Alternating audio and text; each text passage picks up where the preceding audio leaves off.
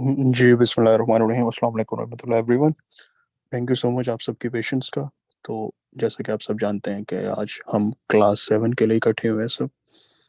तो जैसा कि आप टॉपिक्स देख सकते हैं आज जो हम प्रेजेंट करेंगे, तो इससे मुतल्लिक जो लोग हमें फर्स्ट टाइम ज्वाइन करें उनको वेलकम। तो आपको बाकी रिकॉर्डिंग्स भी बाद में मिल जाएंगी।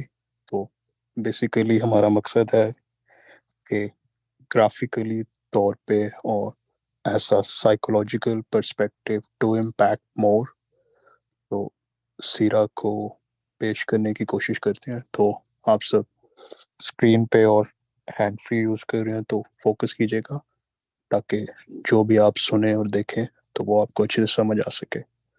जज़ाकल्लाह खैरन। तो अब मैं स्क्रीन शेयर कर रहा हूँ। तो जैसे स्क्रीन शेयर करता हूँ तो आप मुझे एक दफ़ा कंफर्म कर दीजिएगा स्क्रीन शो हो रही है आपको। तो then we will move forward इंशाल्लाह। तो प्लीज़ फोकस।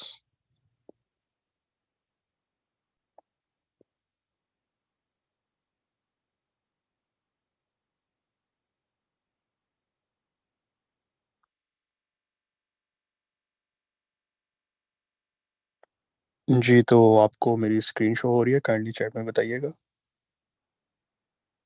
जी, अल्हम्दुलिल्लाह। जी, तो बिस्मिल्लाह।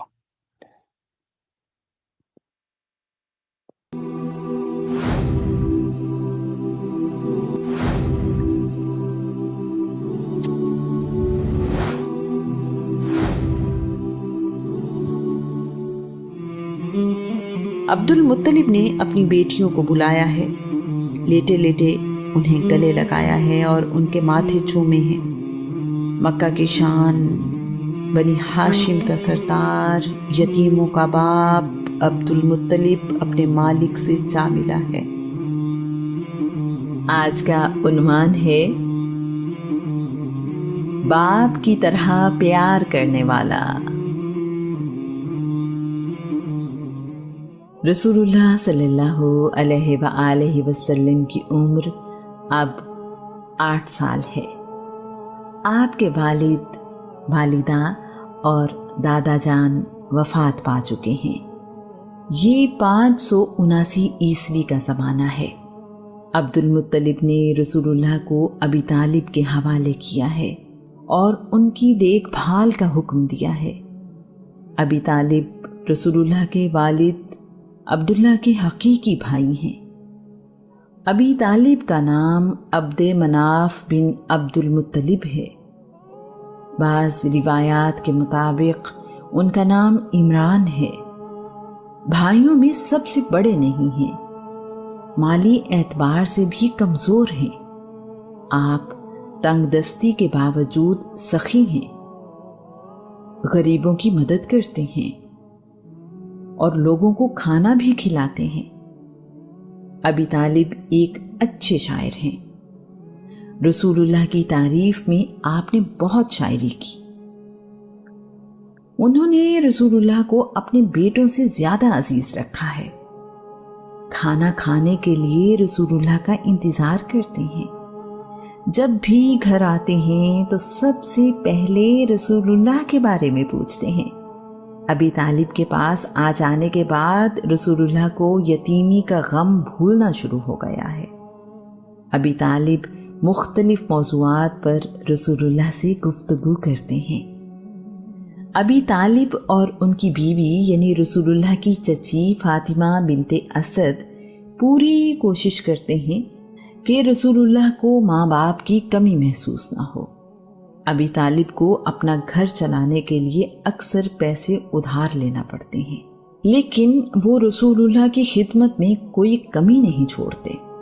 अबी तालिब के बच्चे रसूलुल्लाह के बगैर खाना खाएं तो खाना कम पड़ जाता है। बच्चे भूखे ही दस्तरखान से उठते हैं। अगर रसूलुल्लाह उनके साथ खाना खाएं तो खाना कभी कम नहीं होता। यहाँ ये बात भी काबिल जिक्र है कि मक्का में उस ज़माने में कोई स्कूल नहीं है। इसी वजह से रसूलुल्लाह आजकल की तरह स्कूल नहीं जाते। सिर्फ रसूलुल्लाह ही नहीं, उस ज़माने में आज की तरह का तालीमी निज़ाम है ही नहीं। हुनर, अक्ल, دانش بزرگوں سے سیکھی جاتی ہے۔ اس زمانے میں بزرگوں کے پاس بھی بچوں کی تعلیم اور تربیت کے لیے خوب وقت ہوتا ہے۔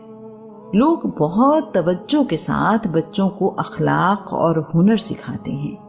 آج کے زمانے میں رسول اللہ کے اسکول نہ جانے پر اعتراض کرنے والے عرب کی تہذیب اور تاریخ سے ناواقف ہیں۔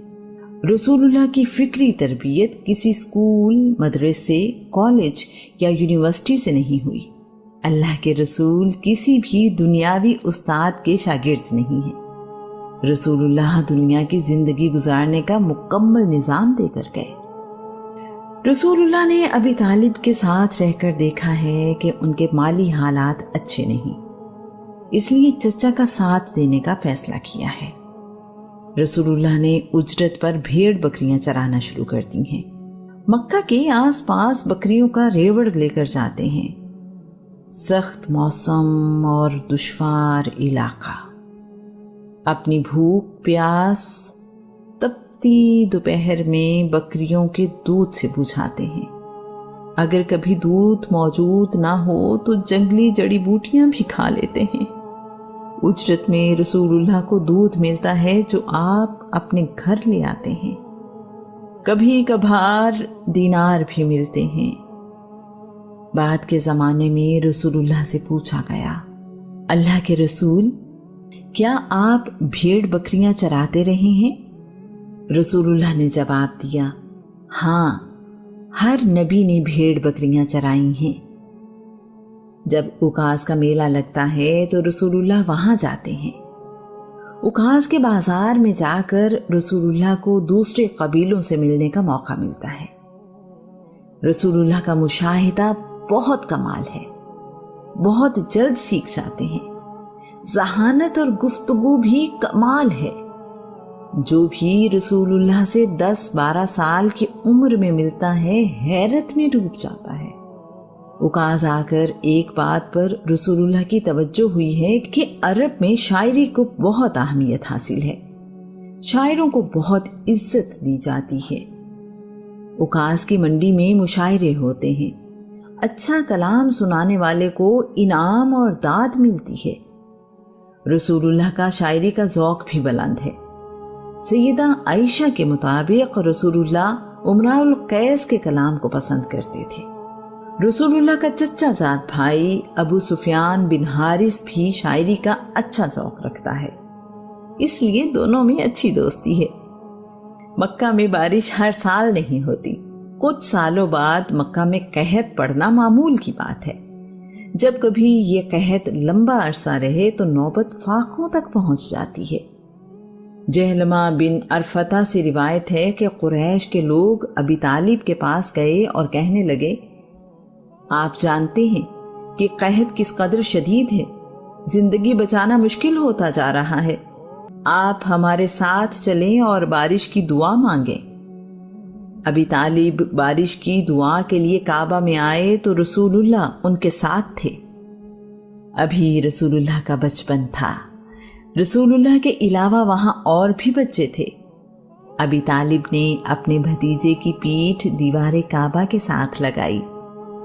بچے نے معصوم صورت کے ساتھ اپنی انگلی سے آسمان کی طرف اشارہ کیا۔ آسمان بالکل صاف تھا۔ انگلی کا اشارہ ہوتے ہی لمحوں میں کالے بادل آئے اور خوب برسے۔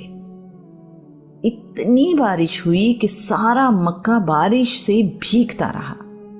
مکہ میں کسی سردار نے ضیافت کا اہتمام کیا ہے، سب کے لیے دعوتیں عام ہے۔ اس زمانے میں دعوت میں شراب اور ناچ گانا عام ہے۔ رسول اللہ کبھی کسی دعوت میں شریک نہیں ہوئے۔ آپ کے دل میں خواہش پیدا ہوئی ہے کہ میں بھی اس دعوت میں شرکت کروں۔ رسول اللہ نے اپنے ایک دوست سے جو بکریاں چراتا ہے کہا ہے کہ آج تم اپنی اور میری بکریاں چراؤ تاکہ میں اس دعوت میں جا سکوں، کسی اور دن میں تمہاری بکریاں چرا دوں گا۔ اس دوست نے حامی بھر لی ہے۔ یہ گرمیوں کا سخت موسم ہے، اس زمانے میں دعوت کا اہتمام دن میں ہی کیا جاتا ہے۔ رسول اللہ گرمی کی تپش سے بچنے کے لیے سائے میں آرام کرنے لگے ہیں تاکہ گرمی کم ہونے پر دعوت میں جا سکے۔ رسول اللہ سائے میں لیٹے تو نیند آ گئی۔ جب آنکھ کھلی تو سورج ڈوب رہا ہے، دعوت کا وقت گزر چکا ہے، اس لیے رسول اللہ وہاں نہیں جا سکے ہیں۔ اللہ کریم اپنے رسول کو بے معنی اور فضول معاملات سے ہمیشہ محفوظ رکھتا ہے۔ اس زمانے میں رسول اللہ ارک کا پھل کھاتے ہیں۔ ارک ایک کانٹے دار پودا ہے جس کا پھل سخت گرمی میں فائدہ دیتا ہے۔ رسول اللہ بتایا کرتے تھے، میں سخت گرمی میں ایک قریشی سردار عبداللہ بن جدعان کے بنائے ہوئے پیالے کے سائے میں بیٹھ جایا کرتا تھا۔ یہ پیالہ عبداللہ بن جدعان نے مسافروں کی خوراک کے لیے بنوایا ہے، جو کافی بڑا ہے۔ پیالہ اتنا بڑا ہے کہ مسافر اپنے اونٹ پر بیٹھے بیٹھے اس سے کھانا کھا لیتے ہیں۔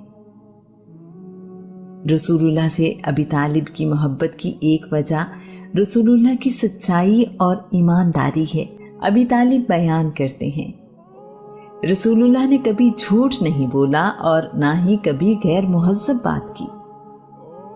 مکہ میں قیافہ شناس آتے، لوگ اپنے بچوں کو ان کے پاس لے کر جاتے ہیں۔ قیافہ شناس اپنے علم سے بچوں کا مستقبل بتاتے ہیں۔ بنی ازد کا ایک قیافہ شناس مکہ آیا ہے۔ ابی طالب رسول اللہ کو لے کر اس کے پاس گئے ہیں اور اس سے اپنے بھتیجے کے متعلق پوچھا ہے۔ قیافہ شناس نے رسول اللہ کو ایک نظر دیکھا اور دوسرے بچوں میں مصروف ہو گیا ہے۔ وہ فارغ ہو کر پوچھ رہا ہے، میں نے ابھی یہاں ایک بچہ دیکھا تھا، وہ کہاں ہے؟ اسے میرے پاس لاؤ۔ ابی طالب نے اس قیافہ شناس کی رسول اللہ کے لیے بےتابی دیکھ کر رسول اللہ کو چھپا دیا ہے۔ قیافہ شناس بار بار اصرار کرتا رہا، لیکن ابی طالب رسول اللہ کو سامنے نہیں لائے۔ قیافہ شناس کہہ رہا ہے، وہ بچہ میرے پاس لاؤ، خدا کی قسم اس کی شان بہت بلند ہوگی، وہ بچہ غیر معمولی ہے۔ اسی طرح قبیلہ بنی مدلج کے قیافہ شناس اپنے کام میں بہت مہارت رکھتے ہیں۔ انہوں نے رسول اللہ کے قدموں کے نشان دیکھ کر عبد المطلب سے کہا تھا، اپنے بیٹے کی اچھی طرح حفاظت کرنا، یہ بہت برکتوں والا بچہ ہے۔ مقام ابراہیم پر موجود قدموں سے سب سے زیادہ مشابہت اس بچے کے قدموں کی ہے۔ رسول اللہ کا کہنا ہے، اللہ کے نبی ابراہیم کو دیکھنا ہو تو مجھے دیکھ لو، میں ان سے سب سے زیادہ مشابہت رکھتا ہوں۔ ابی طالب اور رسول اللہ کا ایک دوسرے سے تعلق ساری زندگی قائم رہا۔ ابی طالب جیسا جان سے زیادہ عزیز رکھنے والا چچا اللہ کی رحمت ہی تھا۔ رسول اللہ دادا کی وفات کے بعد ابی طالب کے پاس آئے تو کون جانتا تھا کہ ابی طالب اگلے 45 سال باپ کی طرح رسول اللہ کو دل و جان سے پیار کرتے رہیں گے، ان کی محبت اور حمایت میں ہر نقصان اور تکلیف برداشت کرتے رہیں گے۔ یہ راہ گزر بھی تیرے انتظار میں تھی۔ یہ 583 عیسوی کا زمانہ ہے۔ رسول اللہ صلی اللہ علیہ وآلہ وسلم پچھلے 4 سال سے اپنے چچا ابی طالب کے ساتھ رہ رہے ہیں۔ ابی طالب نے تجارت کی غرض سے ملک شام جانے کا ارادہ کیا ہے۔ رسول اللہ اپنے چچا سے اس قدر مانوس ہیں کہ دونوں ایک دوسرے کے بغیر نہ کھانا کھاتے ہیں نہ کہیں جاتے ہیں۔ ابی طالب نے اپنے بھتیجے کو ملک شام کے سفر کا بتایا تو رسول اللہ اپنے چچا کے گلے لگ کر ساتھ جانے کے لیے ضد کر رہے ہیں۔ ابی طالب تو دل سے چاہتے ہیں، لیکن رسول اللہ کی چھوٹی عمر کی وجہ سے انہیں ساتھ نہیں لے جا رہے۔ مشکل سفر، گھر سے دور، دوسرا ملک، ابی طالب کے ذہن میں بہت سی باتیں ہیں۔ رسول اللہ کا شوق دیکھ کر چچا مان گئے ہیں۔ رسول اللہ یقیناً اس سفر کے بارے میں سوچتے ہوں گے۔ ان دنوں شام کوئی سلطنت نہیں بلکہ سلطنت روم کا ایک صوبہ ہے۔ उस दौर के शाम में आज के मुल्क उर्दन, फ़लस्तीन, इसराइल और लबनान शामिल थे। बुसरा यानी शाम, रूमी और हीरा यानी इराक के इलाके ईरानी सल्तनतों के मातहत हैं। सफ़र शुरू होता है। इस सफ़र में रसूलुल्लाह के चचा ज़ुबैर बिन अब्दुल मुत्तलिब भी साथ हैं। इस काफ़िले में 22 अफराद शामिल हैं। रसूलुल्लाह के लिए बहुत कुछ नया है। मुख्तलिफ क़बाइल के लोग मिलते हैं। रास्ता और सफ़र नया है। रसूलुल्लाह बड़े शौक़ से देख और सीख रहे हैं। उन्हें लोगों के साथ मिलने और वक्त गुजारने का मौका भी मिल रहा है। सफ़र की आसानियों और मुश्किलात का भी अंदाज़ा हो रहा है। मुख्तलिफ रंगों और नौ के इंसान मिले हैं। लोगों को तिजारत करते हुए करीब से देखने का मौका है। इस वक्त रसूलुल्लाह की उम्र 12 साल 2 महीने और 10 दिन है। ऐसी बहुत सी चीज़ें देखी हैं जो मक्का में नहीं देखी। बहुत से मुल्कों से आए हुए लोग हैं। मुख्तलिफ ज़बानें बोलते हैं। लिबास भी मुख्तलिफ अंदाज का पहने हुए हैं। सफ़र करते करते ये काफ़िला यसरब, तीमा और दौमतुल जंदल से होता हुआ शाम के शहर बुसरा पहुंचा है, जो दमिश्क से ओमान के रास्ते में वाक़ है। बुसरा खुरान का मरकज़ी शहर है। तौरात में इस शहर का नाम बाशान बताया गया है। ये सफ़र 2000 किलोमीटर लंबा है और ये सफ़र तकरीबन 50 दिन जारी रहा। अरब से आने वाले ताजिर बुसरा शहर के बाहर ही रुका करते हैं। शायद आज के ज़माने के मुताबिक ये कोई ढाबा या ट्रक होटल था। वहाँ अरब के ताजिर अपनी थकन उतारते हैं, रात वहीं रुकते और अपने कारोबार की तैयारी करते हैं। मुल्क शाम में तिजारती सरगर्मियों से पहले ये आखिरी पड़ाव है। यहाँ एक बहुत बड़ा दरख्त है जिसकी ठंडी छांव मक्का से आने वालों को अपनी आगोश में ले लेती है। इसके करीब ही एक ईसाई राहिब भी रहता है। ये जगह सदियों से ईसाई राहिबों के पास है। एक राहिब वफात पाता है तो उसकी जगह कोई दूसरा यहाँ आकर रहने लगता है।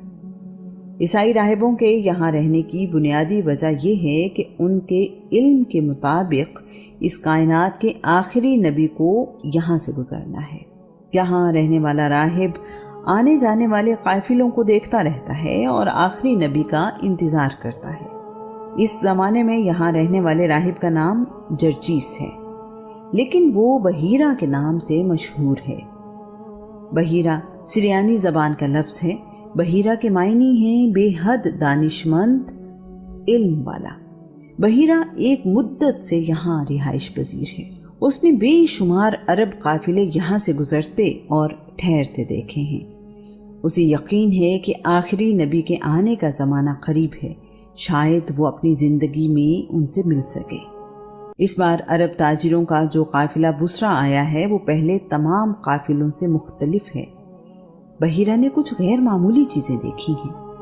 उसका ख्याल उसे मजबूर कर रहा है कि वो देखे कि ऐसा क्यों है।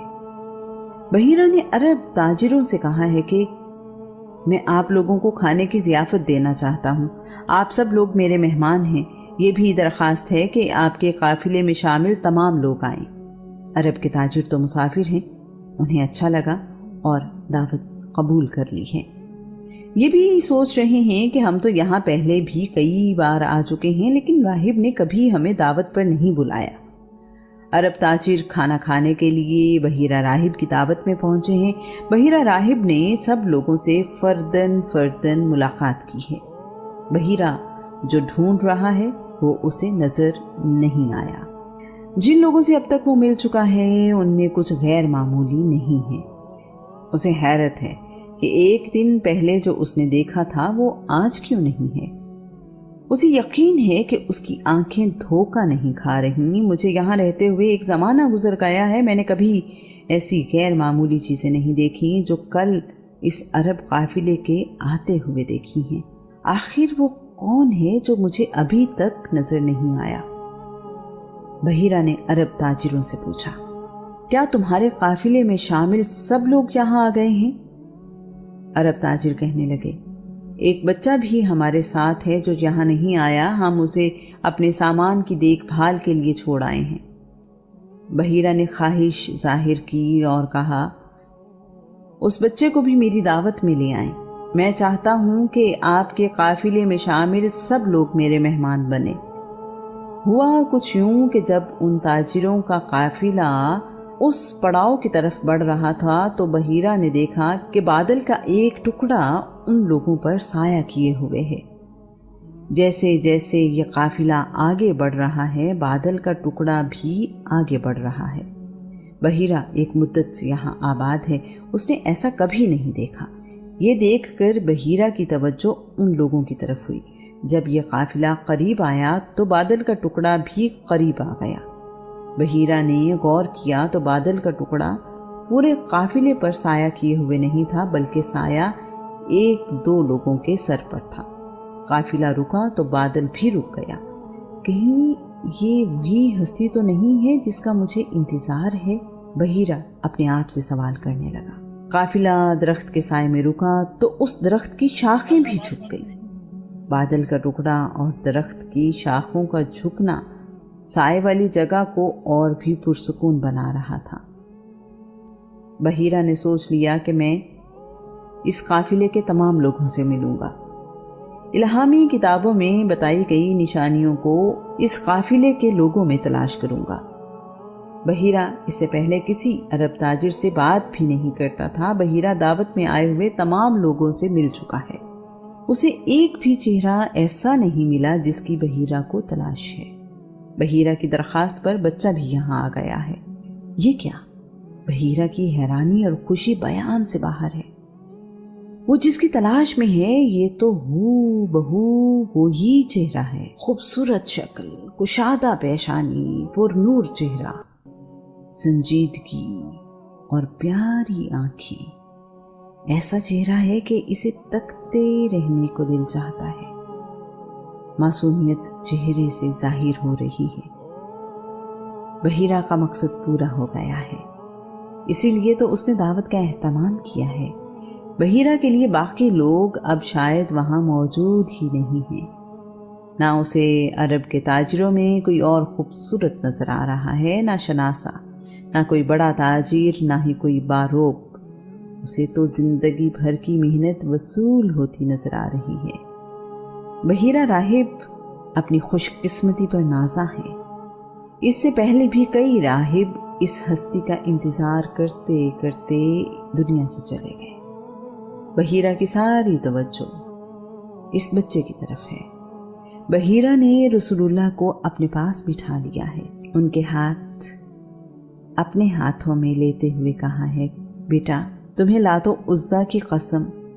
بحیرہ جانتا ہے کہ عرب کے لوگ لات و عزیٰ کو خدا سمجھتے ہیں۔ میں جو کچھ تم سے پوچھوں سچ بتانا۔ رسول اللہ نے جواب دیا ہے، مجھے لات اور عزیٰ کی قسم نہ دیجیے، خدا کی قسم مجھے جتنی نفرت بتوں سے ہے کسی اور چیز سے نہیں۔ بحیرہ نے کہا، اچھا بیٹا تمہیں خدا کی قسم میرے سوالوں کے جواب سچ سچ دینا۔ رسول اللہ نے کہا، آپ پوچھیں، میں صحیح صحیح جواب دوں گا۔ بحیرہ رسول اللہ سے ان کی زندگی، عادات، مصروفیات، نیند، شوق وغیرہ کے بارے میں سوال کر رہا ہے۔ وہ سوالوں میں کائنات اور خدا کے بارے میں بھی پوچھ رہا ہے۔ بحیرہ اس خوبصورت شخصیت میں کھو گیا ہے جو ابھی اپنے بچپن میں ہے۔ اس کے سوالوں کے جواب اس کی امید سے بڑھ کر ہیں۔ وہ ذہانت اور سنجیدگی سے بہت متاثر ہوا ہے۔ جب بحیرہ کے خیال میں ساری نشانیاں پوری ہو گئیں تو اس نے رسول اللہ سے کہا ہے کہ میں تمہارے کندھے اور گردن دیکھنا چاہتا ہوں۔ بحیرہ نے جب رسول اللہ کے کندھوں کے درمیان نبوت کی نشانی بھی دیکھ لی تو ابی طالب سے پوچھا، آپ کا اس بچے سے کیا رشتہ ہے؟ ابی طالب نے کہا، یہ میرا بیٹا ہے۔ بحیرہ کی تسلی نہیں ہوئی۔ اس کا علم اور الہامی کتابیں تو کچھ اور بتا رہی ہیں۔ اس نے ابی طالب سے کہا، میرا علم تو مجھے کچھ اور بتاتا ہے۔ ابی طالب بولے، تمہارا علم تمہیں کیا بتاتا ہے؟ بحیرہ نے کہا اس بچے کو یتیم ہونا چاہیے۔ ابی طالب نے کہا تم ٹھیک کہتے ہو، یہ میرا بھتیجا ہے اور میرا بھائی وفات پا چکا ہے۔ بحیرہ نے فوراً پوچھا تمہارے بھائی کی وفات کب ہوئی؟ ابی طالب کہنے لگے میرا بھائی اپنے بیٹے کے پیدا ہونے سے پہلے ہی فوت ہو گیا تھا۔ بحیرہ کی آنکھوں کی چمک بتا رہی ہے کہ جس ہستی کے لیے وہ یہاں رہتا ہے یہ وہی ہستی ہے۔ بحیرہ نے ابی طالب سے کہا میں نے جو خوبیاں اور نشانیاں آپ کے بھتیجے میں دیکھی ہیں وہ اس کائنات کے آخری نبی کی نشانیاں ہیں۔ میں نے بادل کو اس کے سر پر سایہ کرتے اور ساتھ چلتے دیکھا ہے۔ اس کا چہرہ وہی ہے جو الہامی کتابوں اور نبیوں نے بیان کیا ہے۔ میرا مشورہ ہے کہ آپ اسے جلد سے جلد مکہ واپس لے جائیں، ایسا نہ ہو کہ یہودی اس کو پہچان لیں اور نقصان پہنچائیں۔ اگر انہوں نے وہ دیکھ لیا جو میں نے دیکھا ہے تو وہ ضرور اسے نقصان پہنچانے کی کوشش کریں گے۔ اس کا زمانہ قریب ہے میں بتایا جا چکا ہے کہ رسول اللہ کے والد عبداللہ کو شام میں یہودیوں نے پہچان لیا تھا کہ یہ آخری نبی کے والد ہیں۔ انہوں نے عبداللہ کو جان سے مارنے کی کوشش بھی کی تھی۔ بحیرہ راہب کا رسول اللہ کے بارے میں یہودیوں کی طرف سے نقصان پہنچانے کا ڈر بے وجہ نہیں ہے۔ باتیں کرتے کرتے اس کی نظر روم سے آنے والے لوگوں پر پڑی ہے۔ اس نے ان لوگوں سے پوچھا ہے تم لوگ کس لیے یہاں آئے ہو؟ انہوں نے کہا ہے ہم اس نبی کی تلاش میں نکلے ہیں جس کی خوشخبری تورات اور انجیل میں دی گئی ہے۔ ہمیں پتہ چلا ہے کہ وہ اس مہینے سفر کے لیے نکلا ہے۔ ہم نے اس کی تلاش میں ہر طرف لوگ بھیجے ہیں، اگر وہ ہمیں مل جائے تو ہم اسے قتل کر دیں گے۔ بحیرہ نے ان سے پوچھا کیا تم میں کوئی زیادہ باخبر آدمی نہیں ہے؟ انہوں نے جواب دیا ہمیں ساری اطلاع ہے۔ بحیرہ نے ان رومیوں سے کہا خدا کے بندو، اگر خدا کسی کام کا ارادہ کر لے تو کیا دنیا کی کوئی طاقت اسے روک سکتی ہے؟ وہ بولے ہرگز نہیں۔ بحیرہ کے سمجھانے سے وہ لوگ اس ارادے سے باز آ گئے اور بحیرہ کے پاس ہی ٹھہر گئے۔ بحیرہ راہب کو انہی لوگوں سے پتہ چلا کہ یہودی آخری نبی کی تلاش میں 7 مختلف راستوں پر انہیں ڈھونڈنے نکلے ہیں۔ قرآن مجید یہودیوں کے رسول اللہ کو پہچاننے کے متعلق کہتا ہے جنہیں ہم نے کتاب دی وہ بالیقین پہچانتے ہیں کہ یہ سچے نبی ہیں، جس طرح وہ اپنے بیٹوں کو پہچانتے ہیں کہ وہ ان کے اپنے بیٹے ہیں۔ پھر بھی ان کا ایک گروہ جان بوجھ کر حق کو چھپاتا ہے۔ بحیرہ راہب نے خشک روٹی اور زیتون کا تیل رسول اللہ کو پیش کیا ہے۔ بحیرہ راہب اس کے بعد اپنی قیام گاہ کی طرف چلا گیا اور بار بار کہہ رہا ہے میرا اندازہ درست تھا، آج میرے من کی مراد پوری ہو گئی، میں تو اسی انتظار میں تھا۔ ابی طالب تو ہمیشہ سے ہی اپنے بھتیجے پر جان نثار کرتے ہیں۔ انہوں نے رسول اللہ کو باپ کی طرح چاہا، پالا اور سرپرستی کی ہے۔ ان کے لیے بھتیجا بیٹوں سے زیادہ اہم ہے۔ ان کے اپنے بچے بھوکے سو سکتے ہیں، رسول اللہ کے لیے وہ یہ برداشت نہیں کرتے۔ مکہ کا عزت دار انسان، بنی ہاشم کا سردار، اپنے علاقے کا سخی، اپنی جان سے زیادہ رسول اللہ کی حفاظت کو اہم سمجھتا ہے۔ ابی طالب مکہ سے سامان تجارت لے کر شام اس لیے آئے ہیں کہ اچھا منافع حاصل ہوگا، آسودگی آئے گی اور زندگی گزارنا آسان ہو جائے گا۔ طالب بن ابی طالب، عقیل بن ابی طالب اور جعفر بن ابی طالب کا مستقبل اچھا ہوگا۔ ابی طالب نے ایک لمحے کے لیے بھی نہیں سوچا کہ ملک شام آنے کا مقصد کیا ہے۔ انہوں نے 2000 کلومیٹر کا سفر اونٹوں پر کس لیے طے کیا ہے؟ مہینوں کی مسافت کس لیے ہے؟ انہیں تو بس اپنے بھتیجے کی حفاظت کی فکر ہے۔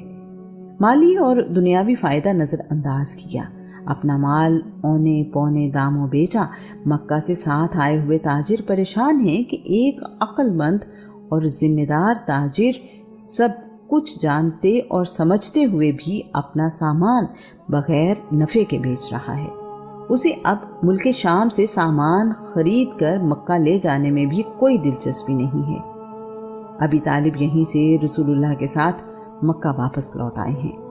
ابی طالب نے بحیرہ سے مل کر یہ جان لیا ہے کہ یہ راہ گزر بھی تیرے انتظار میں تھی۔ تاریخ اس بارے میں خاموش ہے کہ رسول اللہ کے چچا زبیر بن عبد المطلب بھی ان کے ساتھ مکہ واپس آ گئے یا باقی تاجروں کے ساتھ ملک شام میں ہی رکے۔ رسول اللہ سفر شام سے واپس آ چکے ہیں۔ اب 591 عیسوی کا زمانہ ہے۔ رسول اللہ کی زندگی پہلے جیسی ہی ہے۔ آپ بکریاں چرانے جاتے ہیں اور کائنات پر غور کرتے ہیں۔ اس زمانے میں رسول اللہ کا ملک شام جانا اور بہت سے تجربات سے گزر کر واپس آنا بہت اہم ہے۔ رسول اللہ اپنے ہم عمر لڑکوں سے زیادہ با اعتماد بھی ہیں اور علم بھی ان سے زیادہ رکھتے ہیں۔ رسول اللہ کو بکریاں چراتے ہوئے 12 سال گزر چکے ہیں اور شام سے واپس آئے ہوئے 8 سال۔ اب رسول اللہ تجارت کرتے ہیں۔ سامان تجارت دور دراز علاقوں میں لے کر جاتے ہیں۔ اب رسول اللہ کی عمر 20 سال ہے۔ جب رسول اللہ کسی سفر سے واپس آتے ہیں تو کاروبار کا مکمل حساب کتاب دیتے ہیں۔ کچھ ہی عرصے میں لوگوں میں یہ بات مشہور ہو گئی ہے کہ محمد کو تجارت کے لیے بھیج کر بے فکر ہو جاؤ۔ اس جیسا ایماندار اور ذمہ دار انسان ملنا مشکل ہے۔ یہ سمجھدار بھی ہے اور قابل اعتبار بھی۔ یہاں یہ بات بھی قابل غور ہے کہ اگر لوگ بعد از اعلان نبوت رسول اللہ کو سچا اور ایماندار کہتے تو یہ صرف عقیدت ہوتی۔ رسول اللہ تو عین جوانی میں امین اور صادق کہلائے۔ امانت اور سچائی اگر کسی شخصیت میں یکجا ہے تو وہ رسول اللہ کی ذات ہے۔ اعلان نبوت تو 40 سال کی عمر میں کیا۔ کردار کی اچھی صفات تو ہمیشہ سے ہی لوگوں کے سامنے ہے۔ اس زمانے میں سونا عرب اور باقی دنیا میں نایاب ہے۔ 5 گرام سونا جو تقریباً آدھا تولہ ہوتا ہے، ایک غریب آدمی کی زندگی سنوارنے کے لیے کافی ہے۔ رسول اللہ قیس بن زید کے ساتھ تجارت کرتے ہیں۔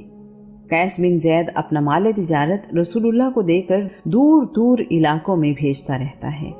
دور دراز کے سفر پر بہت کم قافلے جاتے ہیں۔ مال تجارت جتنی دور جاتا ہے منافع اتنا ہی زیادہ ملتا ہے۔ رسول اللہ یہ مال تجارت بیچ کر تقریباً 1500 سے 2000 طلائی سکے لاتے ہیں۔ رسول اللہ کا مال تجارت اس لیے بھی جلدی اور اچھے دام پر بک جاتا ہے کہ لوگوں کو اس تاجر کی زبان اور مال پر یقین ہے۔ 5 گرام کا ایک سکہ اس زمانے میں کسی کے لیے بہت بڑی دولت ہے۔ ایسے میں ایک نسبتاً غریب آدمی ہزاروں سکوں کا مالک ہو، پوری ایمانداری سے واپس آ کر پیسے جمع کروا دے، یہ معمولی بات نہیں ہے۔ اگر کوئی یہ دولت لے کر کسی دوسرے ملک یا علاقے میں چلا جائے تو زندگی عیش سے گزار سکتا ہے۔ اس زمانے میں کسی کو ڈھونڈنا ممکن نہیں ہے۔ رسول اللہ کی ایمانداری کا عالم یہ ہے کہ قیس بن زید کو ہمیشہ اس کی توقع سے زیادہ رقم ملتی ہے۔ جب رسول اللہ نے قیس بن زید سے تجارت کرنا چھوڑی تو قیس نے کہا، خدا کی قسم اس کے بعد مجھے تم جیسا دیانتدار اور شریف انسان نہیں ملے گا۔ اس کے علاوہ یہاں ایک اور بات بتانا بھی ضروری ہے کہ رسول اللہ جب مال تجارت لے کر جاتے ہیں تو بہت سے دوسرے تاجر بھی اپنا سامان رسول اللہ کے ہاتھ بھیج دیتے ہیں، رسول اللہ کو منافع دینے کی بات بھی کرتے ہیں۔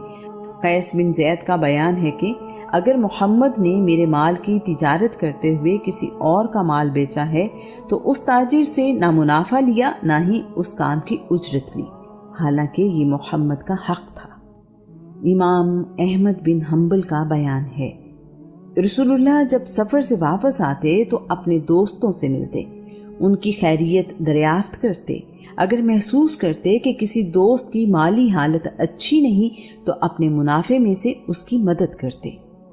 رسول اللہ غریب اور بوڑھے لوگوں کی مدد کرتے ہیں، ان کا بوجھ اٹھاتے ہیں۔ اگرچہ رسول اللہ دولت مند نہیں ہیں لیکن سخاوت میں ان سے زیادہ کوئی نہیں ہے۔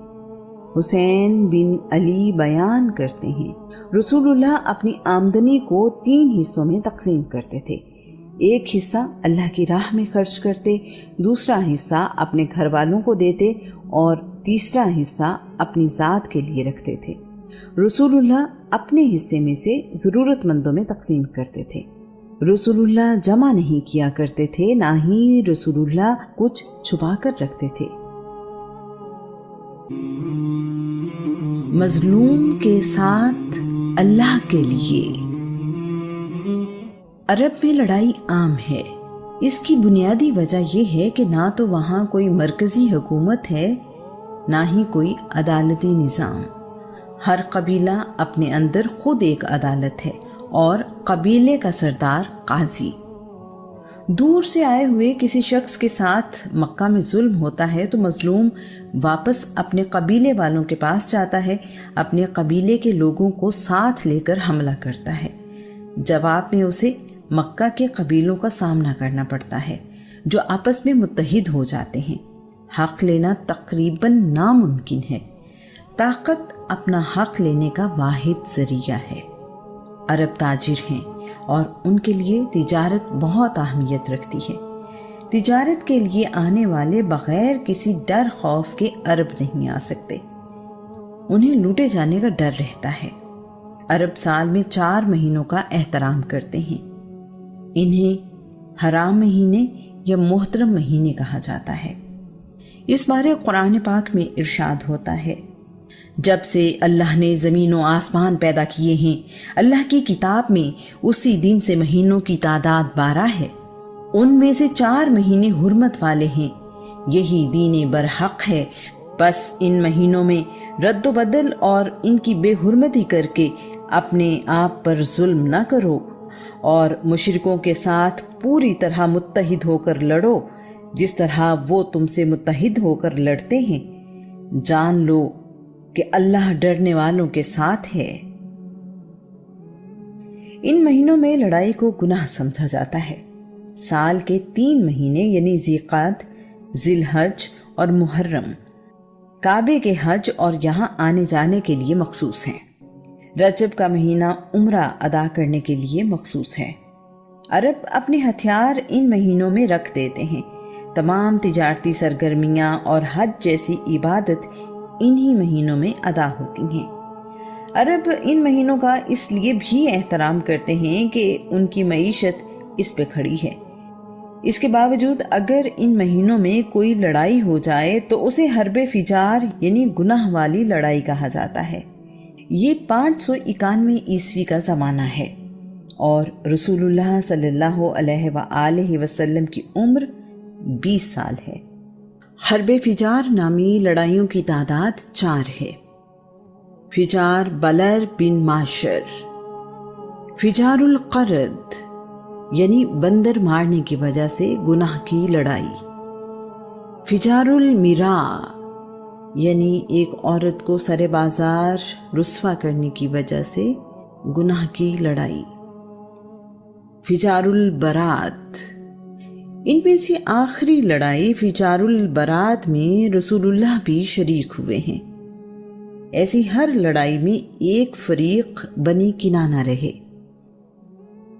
واقعہ کچھ یوں ہے۔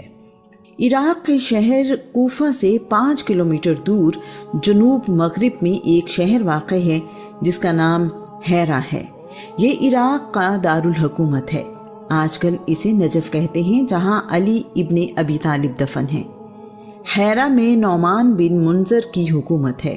روایت ہے کہ تبا شاہ یمن اپنے لشکر کے ساتھ یہاں سے گزرا تو راستہ بھول گیا۔ تبا بادشاہ کا ذکر ہم یثرب تیرے بھاگ جاگے میں پڑھیں گے۔ اس کے حیران پریشان ہونے کی وجہ سے اس شہر کو حیرہ کہا جانے لگا۔ قدیم شہر حیرہ کے کھنڈرات نجف کے شمال میں ملتے ہیں۔ نعمان بن منذر شاہ حیرہ ہر سال اپنا تجارتی مال یمن سے اوکاز کی منڈی میں بھیجتا ہے۔ اوکاز مکہ سے 20 کلومیٹر دور واقع ہے، جہاں پر اس علاقے کی سب سے بڑی تجارتی منڈی لگتی ہے۔ حیرہ آنے والا تجارتی قافلہ مکہ میں خوشبو اور دوسرا سامان لے کر آتا ہے۔ اوکاز کی منڈی سے چمڑا، رسے، ریشمی کپڑا خرید کر حیرہ لے کر جاتا ہے۔ اس کام کے لیے نعمان مکہ کے کسی سردار سے حفاظتی پناہ لیا کرتا ہے۔ اس سال اس کے ملک میں 2 تجارتی قافلے موجود ہیں۔ نعمان نے قبیلہ بنی کنانہ کے برات بن قیس النمری سے پناہ کے لیے کہا ہے۔ برات نے جواب دیا ہے کہ میں بنی کنانہ کی طرف سے اس قافلے کو اپنی پناہ میں لیتا ہوں۔ یہ سن کر نعمان بن منذر نے کہا ہے کہ مجھے تو مکہ اور گرد و نواح کے تمام قبیلوں سے پناہ چاہیے۔ بنی حوازن کا رئیس عروہ بن عتبہ بن جعفر بھی وہیں موجود ہے۔ بہت زیادہ سفر کرنے کی وجہ سے الرحال کے لقب سے مشہور ہے۔ وہ اکثر بادشاہوں کے درباروں میں جاتا رہتا ہے۔ اس نے کہا، ایک مردود کتا برات کیا پناہ دے گا؟ میں تمہارے قافلے کو تمام عرب قبیلوں سے پناہ میں لیتا ہوں۔ برات بن قیس کو عروہ کی بات بہت بری لگی اور اسے اپنی بے عزتی محسوس ہوئی ہے، لیکن وہ خاموش ہے۔ شاہ ہیرا نعمان بن منذر نے اپنا تجارتی قافلہ عروہ رحال کے حوالے کر دیا ہے۔ عروہ اس قافلے کے ساتھ مکہ روانہ ہو گیا ہے۔ عروہ کو کسی سے خطرہ نہیں ہے کیونکہ وہ اپنی قوم کے علاقے سے گزر رہا ہے۔ برات اپنی بے عزتی کا بدلہ لینے کے لیے اس قافلے پر عروہ رحال کو خیمے میں اکیلا دیکھا ہے۔ پھال نکالنے کے لیے برات نے پائے گا یا نہیں۔ عروہ نے برات کو تیروں سے پھال نکالتے دیکھا تو پوچھا، تم کیا کر رہے ہو؟ برات بولا، میں یہ دیکھ رہا ہوں کہ مجھے تمہارے قتل کی اجازت ملتی ہے یا نہیں۔ عروہ نے کہا، یہ تمہارے بس کی بات نہیں ہے۔ یہ سنتے ہی برات نے حملہ کر کے عروہ کو قتل کر عروہ رحال کو قتل کرنے کے بعد برات نے شاہ ہیرا کا قافلہ قبضے میں لے لیا ہے۔ وہ اس قافلے کو لے کر مکہ جانے کی بجائے 621 کلومیٹر شمال میں خیبر چلا گیا۔ اس نے سارا مال خیبر میں بیچ دیا ہے۔ جب لوگوں کو پتا چلا کہ عروہ کو برات نے قتل کیا ہے تو برات کے تعاقب میں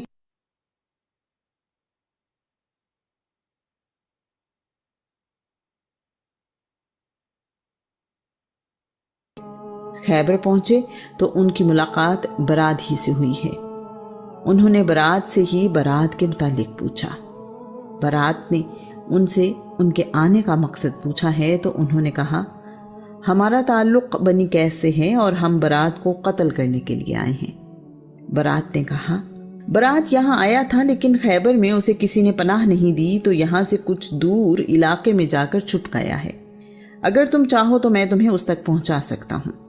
تم میں سے جو زیادہ بہادر ہے وہ میرے ساتھ آ جائے اور دوسرا اپنے اونٹوں کی حفاظت کرے۔ مساور بن مالک برات کے ساتھ چل پڑا ہے۔ برات ایک کھنڈر کے پاس جا کر رکا اور مساور سے کہنے لگا، تم یہیں رکو، میں اندر دیکھ کر آتا ہوں۔ واپس آ کر برات کہنے لگا، تم اس کھنڈر کے اندر جاؤ گے تو وہ دائیں ہاتھ والے کمرے میں سو رہا ہے، تم اسے سوتے میں ہی قتل کر دینا۔ اس کے بعد برات نے مساور سے کہا، برات بڑا بہادر اور طاقتور ہے، تمہاری تلوار بہت تیز ہونی چاہیے اور تمہارا وار بھی، یہ نہ ہو کہ وہ تمہیں ہی قتل کر دے۔ مجھے دکھاؤ، میں دیکھوں تمہاری تلوار تیز ہے یا نہیں۔ مساور نے بے خیالی میں تلوار برات کو دی تو برات نے اسی تلوار سے مساور کو قتل کرنے کے بعد تلوار کھنڈر کی دیوار کے پیچھے چھپا دی ہے۔ میں اسے برات کے پاس لے کر گیا ہوں۔ جس کمرے میں برات سو رہا ہے وہ اس کے باہر کھڑا ہے، نہ ہلتا جلتا ہے نہ آگے بڑھتا ہے۔ اسد کہنے لگا، کاش کوئی میرے اونٹوں کو دیکھنے والا ہو تو میں خود وہاں جا کر حساب چکا دوں۔ برات کہنے لگا، تم اونٹوں کی فکر نہ کرو، یہ میری ذمہ داری ہے۔ اگر تمہارے اونٹ کوئی لے گیا تو میں اس کا تاوان ادا کرنے کو تیار ہوں۔ تم اپنے سردار کے قتل کا بدلہ ضرور لو۔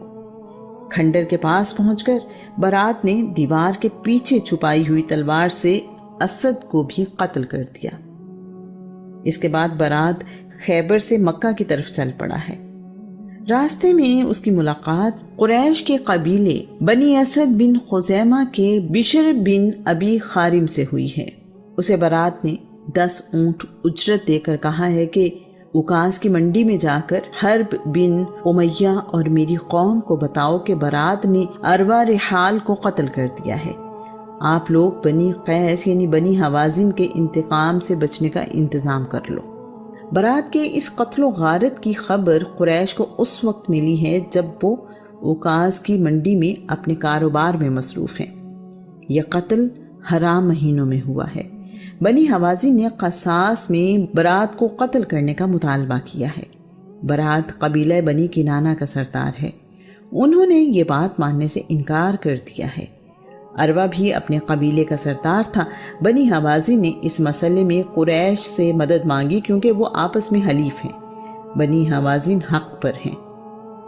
اب قریش کے 10 قبیلے اور بنی حوازن ایک طرف ہیں جبکہ بنی کنانہ دوسری طرف. اس جنگ میں کئی بار لڑائی ہوئی. یہ لڑائیاں 4 سال تک ہوتی رہیں. پہلے سال لڑائی شمتا کے مقام پر ہوئی. دوسرے سال لڑائی ابلا کے مقام پر لڑی گئی. تیسرے سال مقابلہ شرب کے مقام پر ہوا. چوتھے سال لڑائی حریرہ کے مقام پر ہوئی. 5ویں سال اوکاز کے میدان میں فوجیں آمنے سامنے ہیں. لڑائی شروع ہونے کے قریب ہے کہ عتبہ بن ربیعہ اپنے اونٹ پر سوار ہو کر نکلا ہے اور بلند آواز میں سب کو متوجہ کر کے کہنے لگا ہے کہ مدر کے بیٹو، تم لوگ کیوں ایک دوسرے کا خون بہانا چاہتے ہو؟ کیوں ایک دوسرے کی موت کی خواہش رکھتے ہو؟ قبیلہ کنانہ کی طرف سے آواز آئی، تم ہمیں کس چیز کی طرف بلاتے ہو؟ عتبہ نے کہا، صلح کی طرف. بنی کنانہ نے پوچھا، اس کی عملی صورت کیا ہوگی؟ عتبہ نے کہا، تمہارے جتنے لوگ بھی اب تک اس لڑائی میں مرے ہیں ہم ان کی دیت دینے کو تیار ہیں. ہم اپنے لوگوں کا خون بہا تمہیں معاف کرتے ہیں. ہم جب تک تمہیں خون بہا ادا نہ کریں ہم اپنے بچے تمہارے پاس گروی رکھنے کو تیار ہیں. بنی کنانہ نے پوچھا، اس بات کی ضمانت کون دے گا؟ عتبہ نے کہا، میں خود ضامن ہوں. بنی کنانہ نے سوال کیا، تم کون ہو؟ عتبہ نے کہا، میں عتبہ ہوں، ربیعہ کا بیٹا. اس بات پر صلح ہو گئی ہے. قریش اور بنی حوازن نے اپنے 40 آدمی بطور یرغمال بنی کنانہ کے حوالے کر دیے ہیں. ان لوگوں میں حکیم بن حزام جیسی شخصیت بھی شامل ہیں. حکیم بن حزام قبیلہ بنی اسد سے ہیں اور سیدہ خدیجہ کے بھتیجے ہیں. جب 40 آدمی بنی کنانہ کے قبضے میں آ گئے تو انہوں نے بھی اپنے مقتولوں کی دیت معاف کر دی ہے. یوں خون ریزی کا سلسلہ 5 سال بعد ختم ہو گیا ہے. رسول اللہ نے اس جنگ میں یوں حصہ لیا کہ آپ اپنے چچاؤں کو تیر پکڑاتے تھے. رسول اللہ نے اپنے چچاؤں کی حفاظت کا کام بھی کیا. 20 عام الفیل میں ایک اور اہم واقعہ رونما ہوا ہے. آخری حرب فجار یعنی صلح کے 4 مہینے بعد یمن کے سرحدی علاقے زبید سے ایک تاجر سفر پر مکہ آیا ہے. یہاں کے لوگ بنی زبید کہلاتے ہیں. اس نے اپنا مال تجارت عاص بن وائل سہمی کو بیچا ہے. عاص بن وائل نے مال لینے کے بعد اس کی قیمت دینے سے انکار کر دیا ہے. مکہ میں بنی زبید کا کوئی حلیف قبیلہ نہیں ہے. اس شخص نے بنی عبدالدار، بنی جمحہ، بنی سہم اور بنی عدی سے مدد مانگی ہے. ان قبیلوں نے بنی زبید کے مسافر کی مدد کرنے سے انکار کر دیا ہے. میرے ساتھ نا انصافی ہوئی ہے. عاص بن وائل نے مجھے لوٹ لیا ہے. یمن کا مسافر مکہ میں آ کر لٹ گیا. کوئی قبیلہ میرا حق دلوانے کے لیے تیار نہیں ہے. خدارا میری مدد کرو. اس مسافر کی باتیں رسول اللہ کے چچا زبیر بن عبد المطلب بھی سن رہے ہیں. زبیر بن عبد المطلب کے کہنے پر بنی ہاشم، بنی زہرہ، بنی اسد سمیت کچھ سردار عبداللہ بن جدان کے گھر جمع ہیں. عبداللہ بن جدان قریش کا ایک بڑا سردار ہے. اس مجلس میں یہ طے کیا گیا ہے کہ ہم ظالم کے خلاف مظلوم کی مدد کریں گے. ہم عرب سے بدامنی دور کریں گے. ہم مسافروں کی حفاظت کریں گے. ہم غریبوں کی مدد کریں گے. تمام لوگ جو اس معاہدے کے لیے موجود ہیں وہ کعبہ میں آئے ہیں. حجر اسود پر پانی ڈالا ہے اور اسے گرنے والے پانی کو پیا ہے. اس کے بعد دائیں ہاتھ اٹھا کر حلف لیا ہے اور قسم اٹھائی ہے کہ ہم اس وقت تک مظلوم کا ساتھ دیں گے جب تک سمندر کا پانی خشک نہ ہو جائے، جب تک ہیرا اور سبیر کے پہاڑ اپنی جگہ پر قائم ہیں، ہم مظلوم کو اس کا حق دلا کر رہیں گے۔ اس معاہدے کے بعد یہ لوگ آس بن وائل کے گھر گئے ہیں اور اسے مجبور کیا ہے کہ بنی زبید کے تاجر کا سامان واپس کرے۔ ایسا ہی ہوا۔ اس معاہدے میں رسول اللہ بھی شریک ہوئے ہیں۔ اس معاہدے سے بہت پہلے بنی جرہم کے کچھ افراد نے ایسا ہی معاہدہ کیا تھا جسے حلف الفضول کہا جاتا ہے۔ اس نام کی وجہ یہ ہے کہ معاہدہ کرنے والے تمام افراد کا نام فضل تھا۔ فضول فضل کی جمع ہے۔ ان لوگوں کے نام ہیں فضل بن حارث، فضل بن وداع، فضل بن فضالہ۔ وقت گزرنے کے ساتھ لوگ اس معاہدے پر قائم نہ رہے۔ پہلے معاہدے کی یاد میں موجودہ معاہدے کو بھی حلف الفضول کا نام دیا گیا ہے۔ رسول اللہ اس معاہدے کا ذکر یوں کیا کرتے تھے کہ مجھے اس حلف الفضول معاہدے سے جتنی خوشی ہوئی، اگر کوئی مجھے اس کے بدلے میں سرخ اونٹ دیتا تو بھی مجھے اتنی خوشی نہ ہوتی۔ اگر آج بھی کوئی شخص مجھے ایسے معاہدے کے لیے بلائے تو میں اس کی دعوت قبول کروں گا۔ رسول اللہ سے زیادہ امن پسند کون ہے؟ یہ معاہدہ مدتوں نافذ العمل رہا۔ رسول اللہ نے جس معاہدہ حلف الفضول میں شرکت کی وہ بڑا مؤثر ثابت ہوا۔ آج کے زمانے میں اسے آپ سول سوسائٹی کا کردار کہہ سکتے ہیں۔ اس معاہدے کی وجہ سے بدلے اور انتقام لینے کی لڑائیاں تقریباً ختم ہو گئیں۔ حج کے لیے آنے والے بنی خشم کے یمنی تاجر کی نہایت خوبصورت بیٹی کو مکہ کے انتہائی طاقتور سردار نبیہ بن حجاج نے اغوا کر لیا ہے۔ یمنی حاجی پریشان ہے، غیر ملک، نہ جان نہ پہچان، یہاں میری مدد کون کرے گا؟ یمنی کو مشورہ دیا گیا ہے کہ حلف الفضول والوں سے رابطہ کرے۔ حلف الفضول والوں نے بات سنتے ہی ابن حجاج کے گھر کا محاصرہ کر لیا ہے۔ اس پر دباؤ ڈالا ہے کہ وہ مہمان لڑکی کو فوراً اس کے والدین کے حوالے کر دے۔ ابن حجاج نے صورتحال دیکھی تو منت سماجت شروع کر دی ہے۔ اسے حلف الفضول والوں کے سامنے جھکنا ہی پڑا ہے۔ لڑکی کو اس کے والدین کے حوالے کر دیا گیا۔ بنی اسد قبیلے کے ایک تاجر نے مکہ میں ابی بن خلف کو اپنا مال بیچا ہے۔ ابی بن خلف اسے مطلوبہ رقم دینے سے انکاری ہے۔ یہ سب عرب کی روایات کے خلاف ہو رہا ہے۔ حلف الفضول والوں نے بنی اسد کے تاجر سے کہا ہے کہ ابی بن خلف کے پاس جاؤ، اس سے کہو حلف الفضول والے کہتے ہیں میری رقم ادا کرو، اگر وہ ایسا نہ کرے تو ہمارے پاس واپس آنا۔ بنی اسد کے تاجر کو رقم آسانی سے مل گئی ہے۔ بنی زبیر قبیلے کا ایک تاجر یمن سے تجارت کے لیے آیا ہے۔ ابو جہل نے مکہ کے لوگوں کو منع کر دیا ہے کہ اس تاجر سے کوئی سامان نہ خریدے۔ ابو جہل مکے کا ایک بڑا سردار ہے۔ اس کا نام عمر بن حشام ہے۔ اس کا تعلق بنی مخزوم قبیلے سے ہے۔ وہ خود کو ابو الحکم یعنی حکمت اور دانائی کا باپ کہلاتا ہے۔ تاریخ اسے ابو جہل کے نام سے یاد کرتی ہے۔ ابو جہل کا اثر و رسوخ اس قدر زیادہ ہے کہ کوئی اس سے دشمنی لینے کو تیار نہیں ہے۔ کچھ دن مکہ میں رکنے کے بعد یہ تاجر پریشان ہے۔ اس مسافر کے لیے ایک لمبا عرصہ اس امید پر رکنا ممکن نہیں ہے کہ اس کا مال اچھی قیمت پر بک جائے گا۔ اس کے پاس مکہ میں رہنے کے اسباب بھی ختم ہوتے جا رہے ہیں۔ اس کا مال تو بہت اچھا ہے لیکن کوئی خریدنے کو تیار نہیں ہے۔ ابو جہل یہی تو چاہتا ہے۔ اس نے تاجر کو پریشان دیکھا تو اس کا مال خریدنے کی حامی بھر لی۔ ابو جہل نے اس مال کی قیمت بہت ہی کم لگائی۔ بنی زبیر کے تاجر کو کسی نے رسول اللہ کے بارے میں بتایا ہے۔ وہ تاجر رسول اللہ کے پاس آیا ہے اور اپنی رودات سنائی ہے۔ رسول اللہ نے یمنی تاجر سے اونٹ اس کی منہ مانگی قیمت پر خرید لیے ہیں۔ رسول اللہ نے خریدے ہوئے 2 اونٹ اس قیمت پر بیچ دیے ہیں جس قیمت میں 3 اونٹ خریدے تھے۔ رسول اللہ نے تیسرا اونٹ بیچ کر رقم غریبوں میں بانٹ دی ہے۔ رسول اللہ نے اس کے بعد ابو جہل کو سمجھانے کی کوشش بھی کی ہے. اس وقت تک ابو جہل کی رسول اللہ سے دشمنی نہیں ہے، لیکن اس واقعے کے بعد دونوں کے تعلقات اچھے نہیں رہے.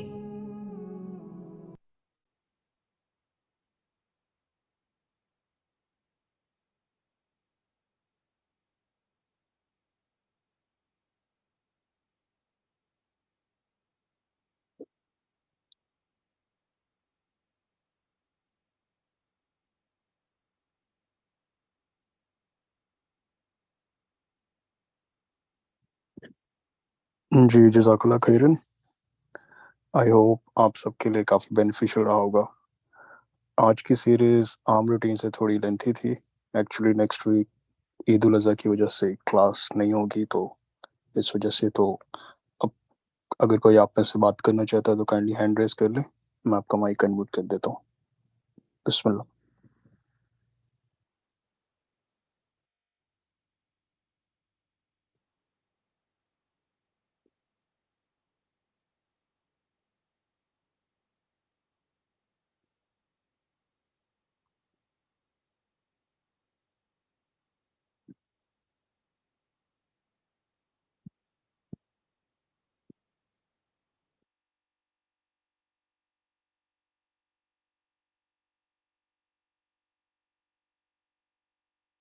جی ارم خان، آپ بات کیجیے پلیز.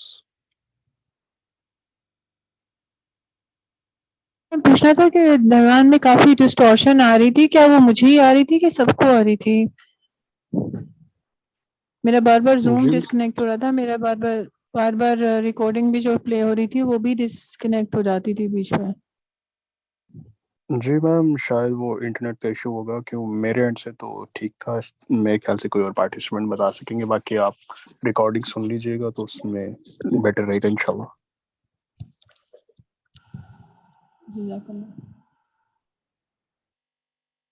جی شبیہ سعد، آپ بات کریں پلیز.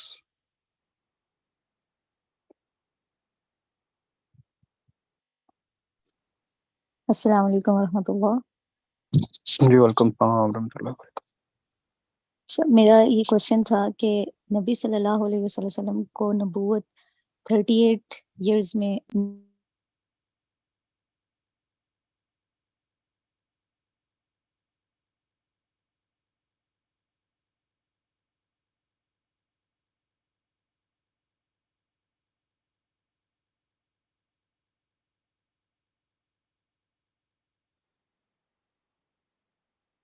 جی شبیہ، آپ کی آواز چلی گئی ہے.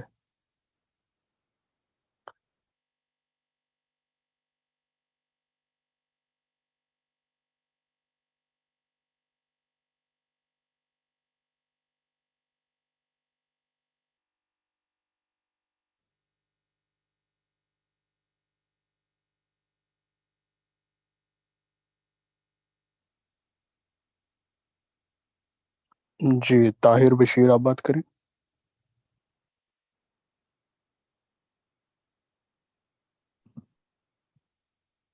السلام علیکم. ویلکم مجھے یہ السلام پتا ورحمۃ کرنا اللہ. تھا کہ یہ جو لیکچرز ہیں یہ کتنی ایپیسوڈز ہیں اس کی، لائک جی یہ سر، کتنا ٹائم چلیں گے؟ آج ہماری 7th کلاس تھی، تو میں نے چیٹ میں وہ یوٹیوب چینل کا لنک ڈال دیا، تو اس پہ باقاعدہ جو 6 کلاسز ہو چکے ہیں تو اس کی ویڈیوز پڑی ہوئی ہیں. انشاءاللہ آپ گو تھرو کیجیے گا. اور سیکنڈ میں نے یہ پتا کرنا تھا کہ یہ کیا ہر روز نیا آتا ہے زوم کا لنک، یا پھر یہی میٹنگ کنٹینیو کرتی ہے؟ جی سر، مطلب جہاں سے اب آج ہماری جو سیرہ بک آج جہاں ایپیسوڈ ختم ہوا ہے، تو یہیں سے نیکسٹ کلاس سٹارٹ ہوتی ہے. باقی ہر سیٹرڈے کو 9 بجے کلاس ہوتی ہے. نہیں، میں نا وہ زوم کی جو میٹنگ لنک ہے اس کا پتا کر رہا ہوں کہ وہ سیم رہا کرتا ہے یا وہ چینج ہوتا ہے ہر روز یا ہر بار. جی وہ ہر بار چینج ہوتا ہے. اوکے، تو وہ لائک کہاں سے ملے گا؟ جی سر، میں نے چیٹ میں گروپ کا لنک بھی ڈال دیا، اور چینل کا بھی، تو آپ جوائن کر لیجیے گا تو وہاں پر آ جائے گا انشاءاللہ. Okay sir, thank you. ہاں جزاک اللہ.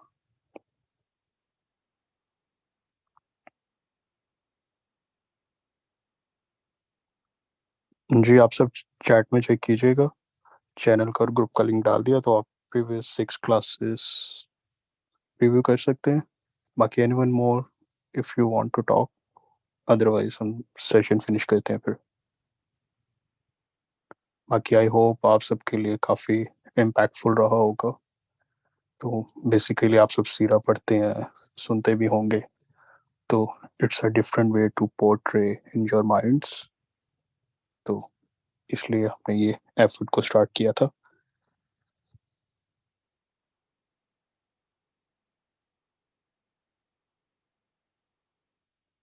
जी आप सब चैट में से ग्रुप का लिंक और चैनल का लिंक कॉपी कर लीजिएगा, फिर मैं मीटिंग को फिनिश करता हूँ फिर.